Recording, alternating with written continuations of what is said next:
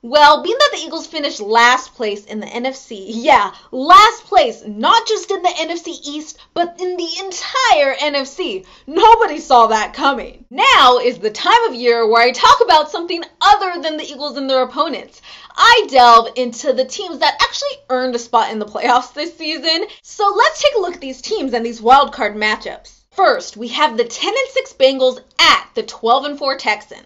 Surprisingly, a lot of people have been favoring the Bengals in this matchup, making the case saying the Bengals have great momentum, winning 6 of their last 7 games. Yeah, the Bengals have posted a lot of wins towards the tail end of their season, but they've been playing bottom feeders like the last in the NFL Kansas City Chiefs, the last in the NFC the Philadelphia Eagles, and the Oakland Raiders. So yeah.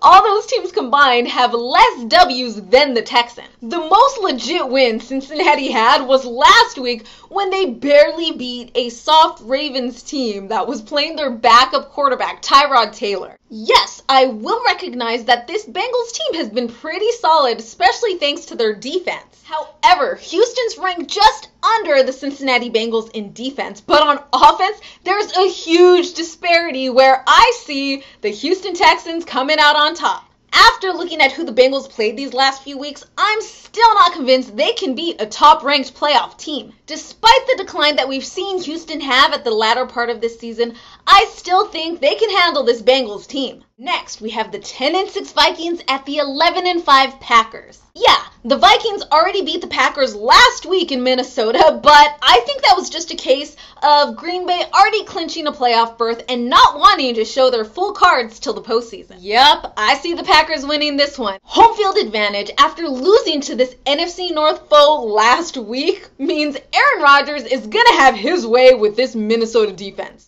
Next, we have the 11-5 Colts at the 10-6 Ravens. This was a tough pick, but Ray Lewis is playing, and he has officially announced that he will be retiring at the end of this season.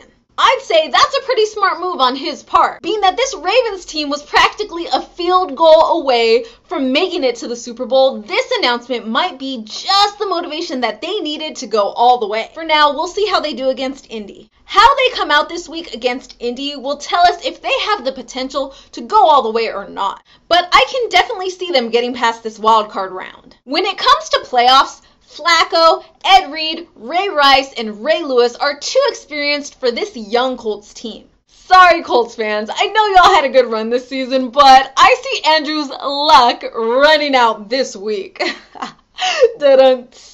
Lastly, we're closing out the wildcard weekend with the battle of the rookie QBs, the 11-5 Seahawks at the 10-6 Redskins. Now, if this game was in Seattle, it would be a very convincing Seahawks win. But since the Seahawks seem to be a different team when they travel, I see this game being a lot closer, but I still see the Seahawks coming out on top. After watching RG3 and this Redskins team beat my Eagles twice this season, I'm still not convinced. Being that the NFC East lacked consistency, I feel like a lot of the Redskins' wins were a result of teams beating themselves as opposed to the Redskins actually dominating with pure talent. Don't get me wrong, the Redskins have been able to execute some great plays and pull out some great wins this season, but they're beatable. Seahawks have a better defense, and I'm not convinced that the Redskins can pull off this win. Yeah, Redskins can manage against struggling NFC East teams, but now they face a solid team that won't be giving up freebie yards and points.